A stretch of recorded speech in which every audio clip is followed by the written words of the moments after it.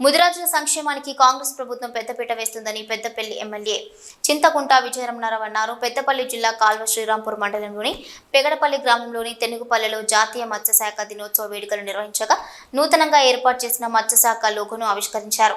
అనంతరం మత్స్యశాఖ జెండాను విజయ రమణారావు ఎగురవేశారు. ముందుగా గ్రామానికి వచ్చిన ఎమ్మెల్యేకు ముదిరాజులు కాంగ్రెస్ నాయకులు ఘన స్వాగతం పలికి శాలువాతో సన్మానించారు. ఈ సందర్భంగా ఆయన మాట్లాడుతూ ముదిరాజులను అన్ని రకాలుగా ఆదుకునేందుకు కాంగ్రెస్ ప్రభుత్వం పనిచేస్తుందన్నారు. అన్యాక్రాంతమైన చెరువులు భూములను గుర్తించి సరిహద్దులు ఏర్పాటు చేసే విధంగా చర్యలు చేపడతామన్నారు. గత బీఆర్ఎస్ ప్రభుత్వం అధికారంలో ఉన్నప్పుడు ముదిరాజులకు ఉచిత చేపల పంపిణీ కోసం 500 కోట్లు ఖర్చు పెడతామని గొప్పలు చెప్పిన బీఆర్ఎస్ ప్రభుత్వం ముదిరాజులకు ఉచిత చేపల పిల్లల కోసం 60 కోట్లే ఖర్చు పెట్టి ముదిరాజులను మోసం చేసిందని మండిపడ్డారు. వచ్చే యాసంగికి నాణ్యమైన చేపలను ముదిరాజులకు అందిస్తామని వారు చెప్పారు. ఇక ముదిరాజులంతా కాంగ్రెస్ పార్టీకి అండగా నిలవాలన్నారు. ఈ కార్యక్రమంలో మాజీ ఎంపీపీ సారయ్య గౌడ్, మండల పార్టీ అధ్యక్షుడు సదయ్య, వ్యవసాయ మార్కెట్ చైర్మన్ తిరుపతి రెడ్డి, మాజీ జెడ్పీటీసీ లంక సదయ్య, మాజీ సర్పంచ్ అరెల్లి సుజాత రమేష్, మాజీ ఎంపీటీసీ సుంకం నిర్మల మల్లారెడ్డి, ముదిరాజ్ సంఘం గ్రామ శాఖ అధ్యక్షులు తూడి సదయ్య, ఉపాధ్యక్షులు కల్వాల తిరుపతి, ప్రధాన కార్యదర్శి పెండం సతీష్, సభ్యులు తుడి రవి, తుడి వెంకటేష్, తోడి వినోద్, చొప్పరి సాయిరాం, చినవేని రాజేందర్ రెడ్డి, అంకుష్, మండల కాంగ్రెస్ నాయకులు, గ్రామస్తులు, మహిళలు, ముదిరాజ్ కులస్తులు తదితరులు పాల్గొన్నారు. ఎంత లేదన్నా 27 సంవత్సరాలు అయితే ఉంది.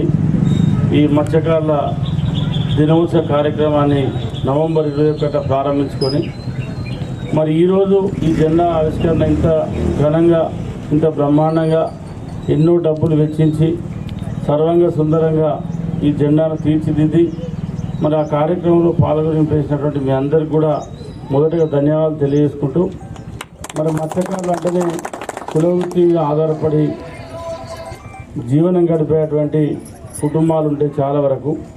మరి ఏ గ్రామానికి వెళ్ళినా, ఎక్కడికి వెళ్ళినా మరి ముదిరాజు సోదరులకు కానీ సోదరిమణులకు కానీ మార్నింగ్ లేతనే మరి చెర్లలో కానీ చిన్న చిన్న ఒర్రెళ్ళలో కానీ వాగులలో కానీ మరి ఎక్కడ అంటే సముద్రం ఒడ్డున కానీ ఎక్కడ కూడా అవకాశం ఉంటే అక్కడ చేపలే వాళ్ళ కులవృత్తిగా ఎంచుకొని మరి ఎంత పెద్ద వాళ్ళైనా, ఎంత గొప్ప స్థితిలో ఉన్నా కూడా మరి చేపలు పట్టడం అనేది వాళ్ళ కులంతో పాటు వాళ్ళకు వచ్చినటువంటి విద్య అది. ఎందుకంటే అది వాళ్ళకు గొప్పగా భావించడం.